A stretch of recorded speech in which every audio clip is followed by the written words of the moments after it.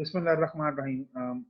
आज जो है हम लोग बहुत इंपॉर्टेंट टॉपिक को है डिस्कस करेंगे और आज जो हमारा टॉपिक है वो है mitigation measures and we will be seeing that जो क्लाइमेट चेंज हमने लास्ट टाइम बात की थी क्लाइमेट चेंज और उसके बाद एनर्जी मॉडल की बात की थी, तो आज हम बात करेंगे मिटिगेशन मेजर्स की कि कौन सी मिटिगेशन मेजर्स जो हैं वो ज़रूरी हैं और वो लेने चाहिए क्लाइमेट चेंज को कम करने के लिए, मिटिगेट करने के लिए। सो ये हमारे टॉपिक्स हैं जो हम आज इस पर बात करेंगे। And finally, climate change mitigation refers to efforts to reduce or prevent emission of greenhouse gases। उसके जो है रिड्यूस करना चाहिए ग्रीन हाउस गैसेज को, बिकॉज हमने पढ़ा था ग्रीन हाउस गैसेज जो है वो क्लाइमेट चेंज में बहुत बड़ा रोल प्ले करती हैं, because of greenhouse gases we have greenhouse effect and greenhouse effect is causing the rise in temperature of the earth. So mitigation can be using new technologies, renewable energy, ये हमने बात की थी, making older equipment more energy efficient, changing management practices और consumer behavior। Current efforts range from high tech design जो है transport system से, और बाइसाइकिलिंग जो है उसको साइकिलों को प्रमोट किया जा सकता है, बाइसाइकिलिंग पाथ्स एंड वॉकवेज कि ज़्यादा लोग पैदल चलें, या पब्लिक ट्रांसपोर्ट जो है उसकी मैं बात करूंगा आगे। So protecting natural carbon sinks like forest and oceans and creating new sinks. जो सिंक्स हैं जो कार्बन को कैप्चर करती हैं, जैसे कि फॉरेस्ट हैं या बेसिकली ज़्यादा फॉरेस्ट हैं, ओशन भी कैप्चर करती हैं, उन्हें प्रोटेक्ट करेंगे तो हम कार्बन को कैप्चर कर पाएंगे, कार्बन जो है वो सिंक्स में कैप्चर हो जाएगी और इस तरह से क्लाइमेट चेंज को मिटिगेट कर सकते हैं। All in all it takes multi faceted approach. तो हमें जो है मल्टी फेसेड से मुराद है, यानी एक चीज नहीं है, हम डिफरेंट एंगल से इसको देखना पड़ेगा और इसके मल्टीपल जो है हमें ऑप्शंस को ज़ेरे गौर लाना पड़ेगा, because no single technology can provide all the mitigation measures potential in any sector. So the potential for the sound economic viable mitigation strategies to put in a place can only be achieved when adequate policies are agreed upon and market barriers are removed. So ये economics के वाले से बहुत important चीज़ है कि उसी वक्त होगा जब सब पार्टीज जो हैं वो एग्री करेंगी और सबके स्टेक्स जो हैं वो सिमिलर होंगे और मार्केट बैरियर्स को रिमूव करके, और वो सब एग्री करेंगे कि हमें climate change is a global threat and it's a global issue and all the countries need to address and take mitigation or take mitigate measures to control climate change। इस वक्त जो हमारे पास एनर्जीज अवेलेबल हैं उसमें improve supply distribution of energy की हम बात करेंगे। Fuel from coal to gas से, क्योंकि उसकी गैस जो है उससे पोल्यूशन कम होती है, कोल से ज़्यादा होती है। या फर्दर हम आगे चले जाएंगे तो हम बात करेंगे, आगे व्हीकल्स की बात भी करूंगा मैं, किस तरह से हम आगे जा सकते हैं। रिन्यूएबल हीट पावर पे आना फोकस करें, हाइड्रल पे, सोलर पे, विंड पे, जियोथर्मल पे। कंबाइंड हीट एंड पावर जो है कंबाइंड साइकिल पावर प्लांट जो होती है उसकी भी बात हो सकती है कि जिसमें हीट जो है उसको दोबारा उसको यूज किया जाता है, कंबाइंड साइकिल में एफिशिएंसी बढ़ जाती है उसकी। या कार्बन डाइऑक्साइड कैप्चर जो है, storage, which is again a very important technology. We will talk about this in detail in the coming slides. Energy supply, carbon capture and storage. CSS means carbon capture and storage, CCS, for gas, biomass and coal-fired electricity generating। biomass से अगर आप करेंगे या mix biomass coal-fired electricity generating facilities, तो ये है advance nuclear power जो है। सोलर पे बहुत ज़्यादा फोकस हो रहा है, उस पर काम हो सकता है, concentrating solar and solar photovoltaics. Advance renewable energy including tidal and wave energy, हमने लास्ट टाइम डिस्कस कर लिया था। तो ये भी फ्यूचर की जो एनर्जीज हैं उसमें बहुत बड़ा रोल प्ले करेंगे। मिटिगेशन के हवाले से हम बात करते हैं। Transport more efficient, fuel efficiency की तरफ देख लें, आजकल फ्यूल एफिशिएंसी बहुत इंक्रीज हो गई कारों की, और ऊबर क्रीम के आने के बाद आप देखें बहुत सी कारें ऐसी हैं जिनकी एफिशिएंसी बहुत अच्छी है। मैं किसी एक का नाम नहीं लेता, लेकिन आप देखें वो ज़्यादा मार्केट में है। Hybrid cars are again very much in the market, जिसकी एफिशिएंसी बहुत हाई है। इलेक्ट्रिक कार्स का भी अब काफी फोकस हो रहा है कि इलेक्ट्रिक कार्स की एमिशन जो है ऑलमोस्ट जीरो एमिशन होती हैं इलेक्ट्रिक कार की भी, तो वो भी एक वायबल सोल्यूशन है। क्लीनर डीजल व्हीकल्स है, बायोफ्यूल्स अगर यूज करेंगे उससे भी एनवायरनमेंट पे जो है इफेक्ट बहुत कम होगा और कार्बन डाइऑक्साइड रिलीज नहीं होगी। That's also mitigation measure. Modal shifts from road transport to rail public transport, यानी अगर हम ट्रांसपोर्ट सिस्टम अपना अच्छा कर लें, पब्लिक ट्रांसपोर्ट को ज़्यादा प्रमोट करें। हमारे यहाँ अनफॉर्चुनेटली पब्लिक ट्रांसपोर्ट को लोग पसंद नहीं करते, पर if you go to west, I been to different countries, तो people they use public transport very खुशी से इस्तेमाल करते हैं और उनको कोई आर नहीं होती इसमें कि हम पब्लिक ट्रांसपोर्ट इस्तेमाल कर रहे हैं। हमारे यहाँ अनफॉर्चुनेटली अभी भी एक जो है पब्लिक ट्रांसपोर्ट लोग पसंद नहीं करते। ये मजबूरी जिनकी है वो तो करते हैं, लेकिन बाकी मैंने देखा नहीं करते, तो बहरहाल ये में करनी चाहिए। मैंने खुद कई दफ़ा मेट्रो जो है ट्रेन यूज़ की है, मेट्रो ट्रेन जो बस है बस की बात कर रहा हूँ, मेट्रो बस कई दफ़ा लाहौर में यूज़ की है। इनफैक्ट इस्लामाबाद जब से मेट्रो बनी है तो I have personally travel my self on metro bus in Islamabad, it does save your money, it does save your time as well. So non motorise economically काफी बेनिफिट है अगर हम पब्लिक ट्रांसपोर्ट यूज करते हैं, और एनवायरमेंट के benefit तो है ही है at the same time. Non motorise transport यानी साइकिलिंग को प्रमोट किया जाए, वॉकिंग को प्रमोट किया जाए, जहां सके वॉक हो सके वॉक की जाए, land use and transport plan, ठीक है। फ्यूचर टेक्नोलॉजी है सेकंड जनरेशन बायोफ्यूल्स के जनरेशन है, first generation, second generation, third generation, and ये सेकंड जनरेशन जिसमें प्लांट या जिसमें वेरियस बायोमास जो है उसको यूज कर सकता है कि बायोमास को लेके हम यूज करें और उससे एनर्जी प्रोडक्शन की जाए। Higher efficiency aircraft, advance electric and hybrid car vehicles with more powerful and reliable batteries. तो ये मैं बात कर चुका हूँ प्रीवियसली इस पे। बिल्डिंग्स जो है उनको अंदर देखना चाहिए, हमें फोकस करना चाहिए कि इलेक्ट्रिसिटी कम से कम इस्तेमाल की जो है बिल्डिंग जो है ऐसा हो कि उनकी कम से कम इस्तेमाल हो। Efficient lighting and day lighting, यानी एफिशिएंट डे लाइटिंग जो है वो बहुत ज़रूरी है। मैं हमेशा प्रेफर करता हूँ कि अगर आपका दिन है तो आप विंडोज अपनी ओपन रखें और enjoy the daylight, and daylight को मैक्सिमम यूटिलाइज करना चाहिए रादर कि हम लाइट चलाएं, और because when we are turning on lights तो हम जो है एनवायरमेंट पे अगेन बर्डन क्रिएट कर रहे हैं, बिकॉज बिजली जब इस्तेमाल होगी तो उसके एनवायरमेंट पे इफेक्ट होगा। और इस पर इसके अगर हम नेचुरल डे लाइट को यूज करेंगे वो बहुत अच्छा है। मेरा हमेशा सेशन ये होती है कि क्लासरूम में मैं व्हेनेवर आई टीच तो मैं हमेशा पर्दे हमेशा हटा देता हूँ, कोशिश करता हूँ कि क्लास में रोशनी हो। और इवन इन माय ऑफिस, मेरे ऑफिस में दिन के वक्त कभी भी लाइट ऑन नहीं होती, मैं हमेशा अपनी विंडो जो है उसको पर्दे हटा देता हूँ, ब्लाइंड्स जो है उसको हटा देता हूँ मैं अपनी, और मेरे ऑफिस में हमेशा रोशनी होती है ताकि डे लाइट को मैक्सिमम यूटिलाइज किया जा सके। और more efficient electric appliances and heating cooling devices की बात हो सकती है। इंप्रूव इंसुलेशन है, passive and active solar design for heating, very important. Passive solar design और एक्टिव सोलर डिजाइन की जो बात करूंगा मैं कि वो ग्रीन आर्किटेक्चर, इसे ग्रीन बिल्डिंग डिजाइन भी बहुत ज्यादा यूज होता है, उसमें इस्तेमाल किया जाता है। ऐसा आर्किटेक्चर होता है जिसमें सोलर लाइट या डे लाइट को ज्यादा मैक्सिमम जो है वो यूज किया जाता है। यानी सर्दियों में डे लाइट मैक्सिमम, सूरज की छाएं ज्यादा आएंगी, सोलर जो है रेडिएशन उससे वो गर्म होगा, और गर्मियों में वो सूरज की छाएं डायरेक्ट नहीं पड़ेंगी तो ठंडा होगा। हम अगर बात करें पाकिस्तान में, तो पाकिस्तान का जो हमारा रीजन है इसमें अगर साउथ की तरफ, यानी जो डायरेक्शन है हमारी नॉर्थ साउथ ईस्ट वेस्ट, अगर साउथ की साइड पे विंडोज होंगी तो ये बहुत बेनिफिशियल होता है। उसके फायदे ये होते हैं कि सर्दियों में साउथ के, अगर आपकी साउथ की डायरेक्शन में विंडोज हैं, सर्दियों में धूप वहां पे आती है तो वो ऑटोमेटिकली गर्म हो जाती है, आपको हीटिंग की जरूरत नहीं पड़ती इतनी। और गर्मियों में अगर आप साउथ में है तो हवा आती है और धूप वहां पे नहीं पड़ती, तो ऑटोमेटिकली आपका कमरा जो है वो ठंडा रहता है बनिस्बत कि आपको एयर कंडीशनिंग की तरफ जाना पड़े। Alternative refrigerant fluids and recovery and cycling of fluorinated gases. So ये टेक्नोलॉजीज हैं जो मैं बता रहा हूँ मिटिगेशन के हवाले से बहुत इंपॉर्टेंट हैं, और फ्यूचर की टेक्नोलॉजीज हैं कि जिनको अगर हम यूज करें तो बिल्डिंग के हवाले से बहुत ज्यादा बिल्डिंग की एनर्जी एफिशिएंसी है बहुत ज्यादा उसको इंक्रीज किया जा सकता है। Integrated design of commercial buildings including technologies such as intelligent meters that provide feedback and control of AC units. Commercial जो बिल्डिंग्स होती हैं वहाँ पे जहाँ एसी चल रहा होता है तो वहाँ पे अगर सिस्टम ऐसा हो कि वो जब जरूरत हो तब एसी चले, जब ना हो तो बंद करें। या सेंसर लाइट्स जो आ गई हैं वो भी ऐसा होता है कि जब लोग होते हैं तो लाइट्स सेंस करती हैं और ऑन होती हैं, और जब नहीं होते तो वो फिर ऑफ हो जाती हैं। Solar photovoltaics integrated into buildings and, और आजकल अब काफी ज्यादा इस पे भी ट्रेंड है, सोलर की तरफ लोगों का रुझान है, which is a very positive thing and it's a very good mitigation measure. More efficient and use electrical equipments industry में यूज करने चाहिए जो एनर्जी एफिशिएंसी हो और जो पायदार भी हो। हीट एंड पावर रिकवरी होनी चाहिए, material recycling and substitution, control of non CO2 gas emission, CO2 के अलावा जो गैस एमिशन है उसको भी कंट्रोल करना चाहिए। Implementation of process specific technology, जो कि खास प्रोसेस के साथ है उनकी टेक्नोलॉजी को यूज करना चाहिए जो एक खास स्पेसिफिक प्रोसेस के साथ रिलेटेड है, ना कि जनरलाइज आप बहुत ज्यादा मशीनरी रखें और फिर उसका जो है इम्पैक्ट बहुत ज्यादा होता है। तो ये इंडस्ट्री में भी बहुत जरूरी है कि अवेलेबल है टेक्नोलॉजीज, और अगेन मैंने बताया कि फ्यूचर पर्सपेक्टिव्स काफी हैं इस हवाले से। Advance energy efficiency, carbon storage for cement, ammonia and iron manufacture, inert electrodes for aluminium manufacture, ecological industrial parks, जो है ये बड़ा अच्छा इंडस्ट्रियल वेस्ट वाला कंसेप्ट होता है कि एक का जो वेस्ट होता है वो दूसरे के लिए रिसोर्स होता है। यानी इंडस्ट्री, कई इंडस्ट्री ऐसी हैं कि एक इंडस्ट्री का जो वेस्ट है वो दूसरी इंडस्ट्री के लिए रिसोर्स होता है, और it act as a raw material. So अगर उसको डेवलप कर दिया जाए तो हम उसको यूज कर सकते हैं बनस्पत के, वो इंडस्ट्री एक जो है वो वेस्ट बैंक दे और एनवायरमेंट को पोल्यूट करे, other that waste is taken up by another industry and used as a raw material for its processing. Waste heat and waste water can be recycled to other users, very important. Waste water जो हमारे पास आता है या waste heat जो है specially from power plants that can be used, so अगर integrated system हमारे पास डेवलप होगा।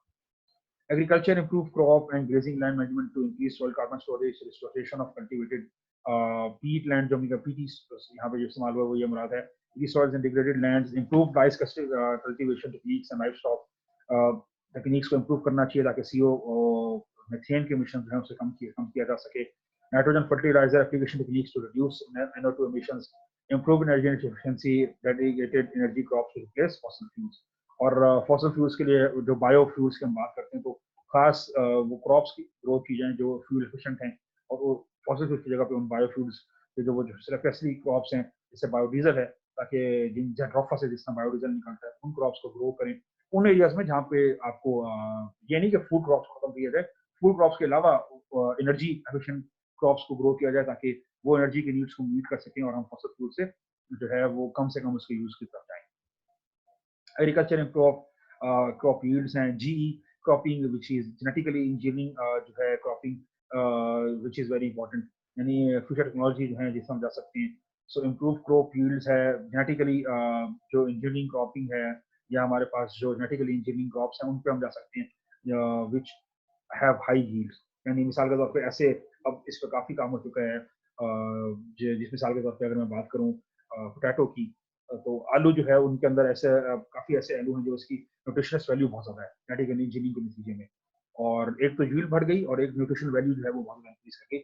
सो that is another option with the help of genetical engineering, biotechnology has a lot of role play in this. Forestry and forest की बात करें, afforestation की जा रही है, बिल्कुल दरख्त लगाने चाहिए जहाँ पे फॉरेस्ट नहीं है, रिफॉरेस्टेशन जहाँ पे थे वहाँ पे दोबारा से लगाने चाहिए, forest management, reduce deforestation, harvested would products management, सही तरीके से मैनेजमेंट होना चाहिए, या कि ये नहीं कि बस दरख्त काट दें उसके बाद लकड़ी जो है वो खराब हो रही है और वो आगे प्रोसेस में नहीं जा रही। Use of forestry products for bioenergy to produce again to replace fossil fuels.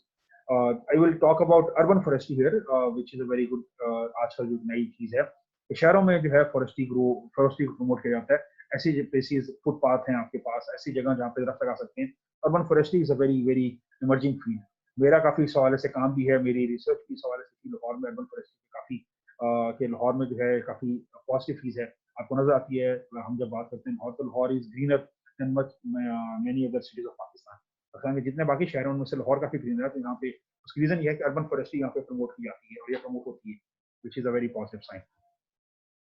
Tree species improvement to increase biomass, ऐसी स्पीशीज जिनमें या उनको इंप्रूव किया जाता है कि बायोमास ज्यादा हो, ज्यादा जो है वो हमारे पास बायोमास की क्वांटिटी हो, यानी मजबूत तना हो, ऐसी स्पीशीज या ऐसी इंप्रूवमेंट हो जिससे दरख्त की ग्रोथ अच्छी हो सके। ठीक है, improve remote sensing technologies for the analysis of vegetation, soil carbon sequestering, minimisation of land use change minimise करना चाहिए, बिकॉज जब आप लैंड यूज चेंज करते हैं, जब जंगलों को काट दिया जाता है और जब आप एग्रीकल्चर में आते हैं तो वो उससे बहुत ज्यादा इफेक्ट पड़ता है। तो ऐसा टेक्नोलॉजी है कि ऐसा होना चाहिए कि वो आप ज्यादा चेंज ना करें लैंड को, उसी के अंदर ही रहते हुए लैंड जो कंडीशन है उसी के अंदर हम अगर हम ऐसी टेक्नोलॉजी यूज कर सकें, मॉडिफिकेशन कर सकें कि हम फूड भी हासिल कर सकें, क्रॉप्स हासिल कर सकें और लैंड ज्यादा चेंज ना हो, तो भी हमारे पास एक बड़ी अच्छी है अपॉर्चुनिटी है कार्बन डाइऑक्साइड को रिड्यूस करने की। वेस्ट के वाले से बात करूंगा मैं। सॉलिड वेस्ट जो है स्पेशली SWM जिसे कहते हैं हम, उसमें जो आखिर में हल होता है वो होता है लैंडफिल, के दबा दिया जाता है वेस्ट को। जब वो वेस्ट को दबा देते हैं मट्टी में तो फिर उससे मीथेन निकलती है, उसकी रिकवरी के ऊपर भी काफी जो है वो टेक्नोलॉजीज आती है। लीचट होता है, उसको भी यूज किया जा सकता है, waste incineration with energy recovery, composting of organic waste, bio compost is very important, इस पे काम है। जितने भी आपके सूखे पत्ते हैं, छिलके हैं सब्जियों के, फ्रूट्स के, इनको आप खुद भी घर में अगर आप एक अपना साइड पे बना लें लॉन में, तो आप एक गड्ढा खोद दें और उसके अंदर आप इनको दबा दें, तो और थोड़ा सा पानी डाल दें और इसको थोड़ा सा मिक्स करें, तो ये खुद कुदरती तौर पे खाद बन जाती है और इसे कंपोस्ट कहते हैं, इसे नेचुरल मेन्योर भी कहते हैं। तो आपकी एक किस्म की कुदरती खाद, मैंने मेन्योर तो नहीं, और कंपोस्ट कहते हैं इसे। ये कंपोस्ट जो है ये बहुत ज्यादा इसमें नेचुरल फर्टिलाइजर होता है जो आप अपने पौधों को या अपनी जो आपके घर में लगाएंगे उनको आप दे सकते हैं, विच is a very good again technique method which is a very good opportunity and also a good technique to reduce waste and use these जो आपके पास पुराने जो छिलके हैं सब्जियों के और फ्रूट्स के, और वो अपने आप और पौधों के लिए एज अ खाद के तौर पर इस्तेमाल कर सकते हैं। Control waste water treatment, recycling and waste minimization. इसके बाद bio covers, bio filters to optimize again methane capture की बात हो सकती है। Enhance biological treatment for difficult waste, जो बहुत डिफिकल्ट होते हैं उनको बायोलॉजिकल ट्रीटमेंट को फोकस करना चाहिए। Bio leaching of minerals, bio leaching भी एक बहुत बड़ी टेक्नोलॉजी है जिसमें मिनरल्स जो हैं वो बाकायदा आपके निकलते हैं। आप बैक्टीरिया को इस्तेमाल करते हैं, बैक्टीरिया को इस्तेमाल करने से जो मिनरल्स हैं आप उनको एक्सट्रैक्ट कर सकते हैं, बायो लीचिंग होती है। और that is again very good technology rather than using commercial acids और कमर्शियल केमिकल्स। आप मिनरल हासिल करने के लिए आप अगर बैक्टीरिया को यूज कर रहे हैं तो वो भी एक अच्छी चीज है, क्योंकि उसका इम्पैक्ट एनवायरमेंट उस तरह से होता है और आपके पास मिनरल्स आ जाते हैं। ठीक है। Energy audit is very important. Environmental economics में इसको हम आगे देखेंगे भी सही। Energy audit entails a consultant looking at all aspects of energy used within organization, no matter how big or small. Energy audit होता है कि भाई एनर्जी कितनी एफिशिएंटली इस्तेमाल हो रही है, एनर्जी वेस्ट तो नहीं हो रही, एनर्जी की कॉस्ट किस तरह से कम की जा सकती है। तो ये एनर्जी ऑडिट में चीजें देखी जाती हैं और ये जितनी भी कंपनीज हैं वो कराती हैं कि ज्यादा से ज्यादा वो अपने पैसे बचा सकें और अगर वेस्ट हो रही है एनर्जी तो वो कम से कम उसको रोका जा सके। Beyond simply identifying the source of energy use, an energy audit seeks to prioritize energy use according to the greatest or the least cost-effective opportunities for energy. कहाँ ज्यादा जरूरत है, कहाँ वाकई सही मानों में जरूरत है तो ठीक है, और कहाँ पे नहीं है तो वहाँ पे वेस्ट हो रही है तो हमें उसको कम करना चाहिए। An audit will identify where saving can be made. Energy efficiency is the first step in reducing greenhouse gas production. अगर एनर्जी एफिशिएंसी को हम अडॉप्ट कर लेंगे, ऑटोमेटिकली सी बात है कि हम ग्रीन हाउस गैसेस के एमिशंस को कम करेंगे। बेनिफिट्स क्या हैं? simple measures to more complex are the key to reducing the energy use and greenhouse gas. Simple छोटे छोटे स्टेप से हम कॉम्प्लेक्स की तरफ जा सकते हैं और हम अपनी ग्रीनहाउस गैसेस के इमिशंस को कम से कम कर सकते हैं। एनर्जी यूज रिड्यूस, पैसे सबसे बड़ा उसका बेनिफिट क्या है? इकोनॉमिक बेनिफिट्स हैं, यानी फाइनेंशियल कॉस्ट सेविंग है, green house gas emissions are reduce, environmental cost saving है, increase the triple bottom line environmental, economic and social impacts, and CSR. And if you do that, you are promoting your CSR, corporate social responsibility, which is a very important phenomenon these days. All the big corporations are working on CSR, and environment is very big component of CSR as well. कि आपकी social responsibility है कि आप कितना environment के लिए काम कर रहे हैं, प्लांटेशन कर रहे हैं, अपनी वेस्ट को जो है यूटिलाइज कर रहे हैं, दोबारा से वेस्ट टू एनर्जी पे फोकस कर रहे हैं, so and so forth. Energy efficiency has proved to be cost-effective strategy for building economics without necessarily growing its consumptions. यहाँ पे एग्जांपल दी हुई कैलिफोर्निया की। कैलिफोर्निया ने जो था अपना मिड 70s में बिल्डिंग कोड बनाए, अप्लायंसेस स्टैंडर्ड बनाए एफिशिएंसी के, जी हम ये फॉलो करेंगे अपना पूरा, उन्होंने बिल्डिंग कोड की जी इतनी एनर्जी हमने बचानी है और पॉलिसी बनाई और ऐसे अप्लायंसेस यूज करेंगे जो एनर्जी एफिशिएंट होते हैं। उसका नतीजा ये हुआ था कि उनकी पर कैपिटा एनर्जी जो थी कंजम्पशन वो बहुत कम थी, जबकि बाकी यूएस की डबल हो गई थी। ठीक है। As a part of strategy, California implemented a loading order for a new energy resources that puts energy efficiency first, in renewable energy electricity supply second, and non-new fossil fuel power plants last. देखें कितने तरीके से उन्होंने policy बनाई और उसका benefit भी California को हुआ, यूएस की स्टेट है। कार्बन सीक्वेस्टिंग जो है which is a very important phenomena. Sequestering होता है सीक्वेंस करना, यानी उसको कार्बन को कैप्चर करना, उसको सीक्वेंस करना, यानी उसको आप जो है एक जगह पे संभाल के रख रहे हैं या उसको एक जगह पे इकट्ठा कर रहे हैं। is a general term used for the capture and long-term storage of carbon dioxide. Capture can occur at a point of emission. Capture हो सकती है जैसे जहाँ से emission है वहीं से उसको पकड़ के कैप्चर किया जा सकता है, या दूसरा थ्रू नेचुरल प्रोसेसेस के emission कहीं पे हो रही है और आप कहीं और सिंक लगा दें और वहां से वो कैप्चर करके उसको सिंक कर लें। यानी मिसाल के तौर पे लाहौर में अगर इंडस्ट्री है, हो सकता है हम छंगा मांगा में अगर अपने पौधे बढ़ा दें तो जितनी लाहौर की इंडस्ट्री का कार्बन डाइऑक्साइड होगी वो छंगा मांगा के जो पौधे या रखते हैं वो उनको एब्जॉर्ब कर लेगी कार्बन डाइऑक्साइड को, जो सारी इंडस्ट्री रिलीज कर लेगी।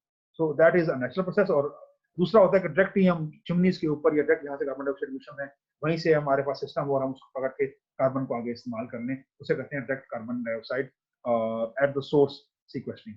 जो अब सोर्सेज हैं 3-4 सीक्वेस्टिंग कौन सी टाइप्स हैं वो देख लेते हैं। एक सॉइल सीक्वेस्टिंग है, सॉइल में enhancing the storage of carbon in soil, enhancing the storage of carbon in forest. Vegetation में प्लांट सीक्वेस्टिंग जो नॉर्मल नेचुरली है, प्लांट सीक्वेस्टिंग करते हैं, हमें पता है कार्बन डाइऑक्साइड लेते हैं और ऑक्सीजन रिलीज करते हैं। जियो सीक्वेस्टिंग यानी जमीन के अंदर जियोलॉजिकल फॉर्मेशन में करना, ओशन सीक्वेस्टिंग यानी ओशंस के अंदर सीक्वेंस करना, और मिनरल्स जो है आखिरी में जो बात है subject shifting carbon to chemical reaction to form inorganic carbonates, mineral carbonation जो अगेन ओशन के अंदर हो सकता है, कार्बोनेशन एंड कार्बोनेट्स बन जाते हैं और वो भी एक सोर्स है कार्बन डाइऑक्साइड की सीक्वेस्टिंग की, कैप्चर की। Carbon offsetting. Carbon offsetting is the use of carbon credits to enable businesses to compensate for their emissions.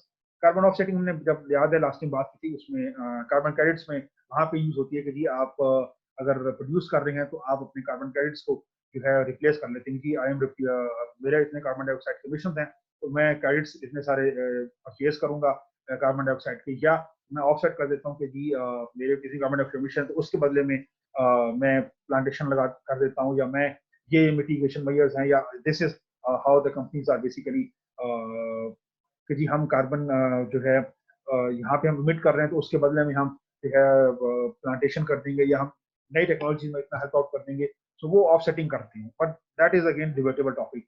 Why reduce when you can't just offset, so इसमें रिडक्शन नहीं होती, मसला ये आता है वो कहते थे हम अफोर्ड कर सकते हैं तो हम इससे कार्बन ऑफसेट कर लेंगे। ठीक है, कार्बन ऑफसेटिंग इज ये carbon use of carbon credits, हमने पहले बात की थी, कार्बन क्रेडिट्स को इस्तेमाल करते हैं तो business compensate for their emissions, यानी वो अपने कार्बन क्रेडिट इस्तेमाल कर लेते हैं जी ये इतना हमने किया था तो ये इतने कार्बन क्रेडिट्स हमारे आप ले लें, they pay for that for the carbon credits, and then they say जी हम जस्टिफाई कर लेते हैं अपनी कार्बन जो एमिशंस हैं, but this is again not a good strategy.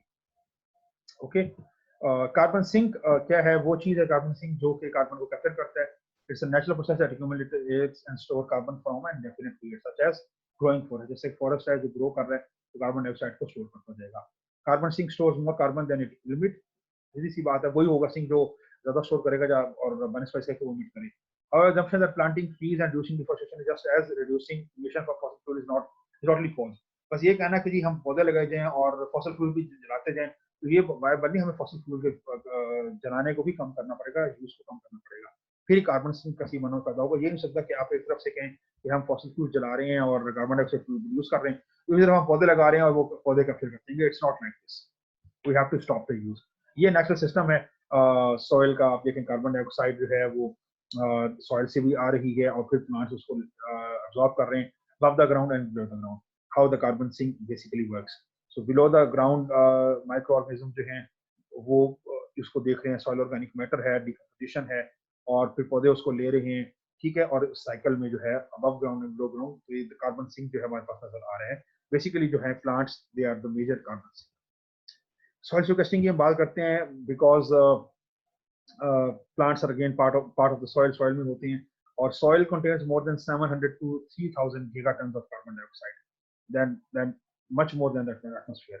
Agricultural soils have lost 50 to 70% of the original soil carbon pool that was present in the natural system prior to, क्योंकि जितना भी soil में present थी वो हमारी जो agriculture और cultivation शुरू हुई है तो उसके नतीजे में वो loss हो गई है। When forests are converted to agricultural lands, the soil carbon content decreases। जब जंगलों को काट के एग्रीकल्चर लैंड बनाते हैं तो कार्बन कंटेंट काफी कम हो जाता है। Less carbon enters the soil because the clearance has reduced the biomass of the ground. ऊपर से बायोमास कम हो जाता है तो ऑटोमेटिकली फिर कार्बन डाइऑक्साइड जो है वो कम होना शुरू हो जाती है। उसका जो एक नेचुरल सिस्टम होता है आप सब कर देते हैं और आप लैंड यूज चेंज बार बार लैंड जो है वो चेंज हो रहा होता है, लैंड यूज चेंज जिसकी बात कर रहे थे, तो वो कार्बन डाइऑक्साइड जो है वो उसमें रहने की बजाय उससे बाहर निकल जाती है सॉइल से, तो वो कम होने लगे। Agriculture uses such as grazing, harvesting, tillage also tend to reduce carbon as does increase erosion। erosion अगर होगी तो भी कार्बन डाइऑक्साइड जो है वो सॉइल से कम हो जाएगी। प्लांट सीक्वेस्टिंग क्या है? Plant use the energy of sunlight to convert carbon dioxide. Photosynthesis जो हमें पता है, natural terrestrial biological sinks for carbon dioxide sequester more than 1/3 of the carbon dioxide emissions. इस वक्त जो नेचुरली ये जो हमारे पास कार्बन सीक्वेस्टिंग है, प्लांट्स करते हैं सीक्वेस्ट कार्बन को स्टोर करते हैं, वो तकरीबन 1/3 है पूरी जो फॉसिल फ्यूल से जो कार्बन डाइऑक्साइड की एमिशंस है। The uptake of CO2 by vegetation will decrease with time। अच्छा ये भी डिक्रीज होती है अगेन बिकॉज प्लांट की ग्रोथ है, जब वो फुल कैपेसिटी में ग्रो कर रहे हैं और अगर न्यूट्रिएंट्स कम हो गए हैं और सॉइल कंडीशन खराब है तो फिर अगर प्लांट ग्रोथ मुतासिर होगी तो भी आपकी जो कार्बन डाइऑक्साइड अपटेक एक्टिविटी है प्लांट्स को भी उससे मुतासिर सकती है। बायोलॉजिकल स्टोरेज को be enhanced to agriculture and forestry practices and revegetation, but the capacity is again limited। ठीक है, एक हद तक लिमिटेड है, उसके बाद नहीं है। Carbon sequestering from revegetation plantation programmes could provide a significant, short time तो कर सकते हैं बट लॉन्ग टाइम के लिए हमें अगेन फॉसिल फ्यूल्स के यूज को रोकना होगा, कम करना होगा। एमिशंस को कम करने से आप कम कर सकते हैं, ना कि आप सिंक बढ़ाने से कहें कि हम कार्बन डाइऑक्साइड सिंक हमने बढ़ा दिए तो एमिशंस जो कंट्रोल अनकंट्रोल रहे और हम मिटिगेशन की तरफ जा सकते हैं। ठीक है, geosequestering is the injection and storage of greenhouse gases underground. क्या होता है कि हम अंडरग्राउंड जो है उसको सीक्वेंस करते हैं। The most suitable sites are जो ऑयल वेल्स होती हैं या ऑयल फील्ड्स होती हैं जहाँ से तेल निकाल लिया जाता है या गैस निकल जाती है, वो खाली जमीन पे जगह होती है, उसके अंदर जो है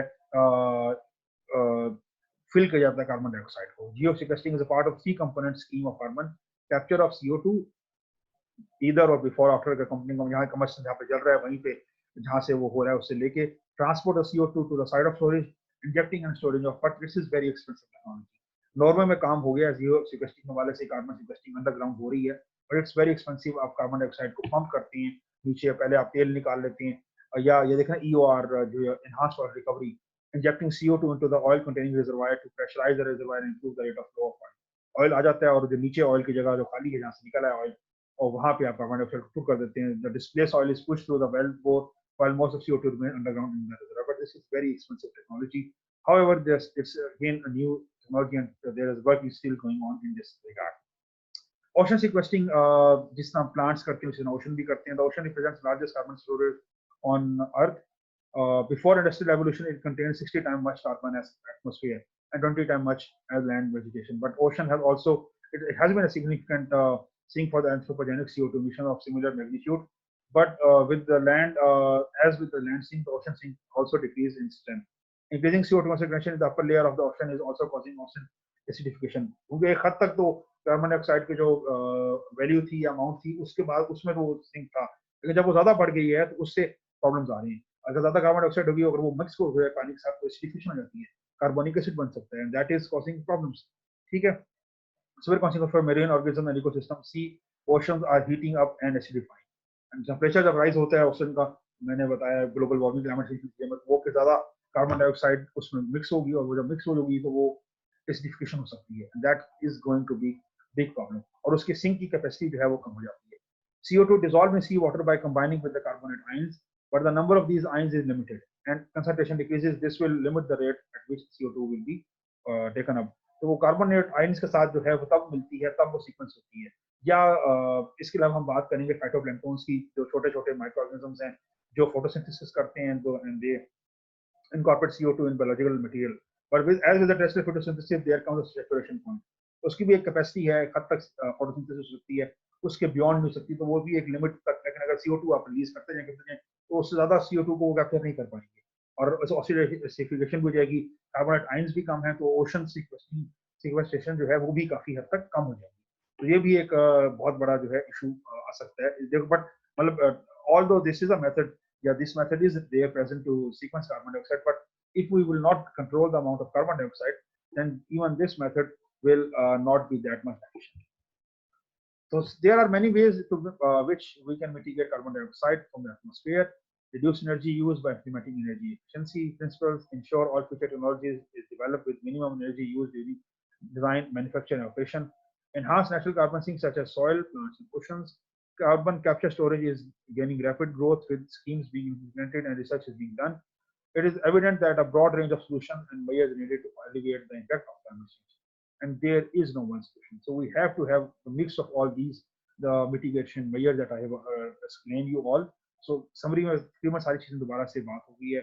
एनर्जी एफिशिएंसी की बात हो गई है, फ्यूल एफिशिएंसी की बात हो गई है, इसके बाद कार्बन सिंक्स जो है हमारे पास, जिस तरह ओशन है हमारे पास, जितना प्लांट्स है हमारे पास, इन पर फोकस करने की जरूरत है। फॉसल फ्यूल्स के यूज को मिनिमम करने की जरूरत है ताकि हम कार्बन डाइऑक्साइड के अमाउंट को कम से कम कर सकें। और if we take these mitigation measures and we reduce the amount of fossil fuel use, then only then we can have a better environment, and then we can reduce the climate change which is happening at our face।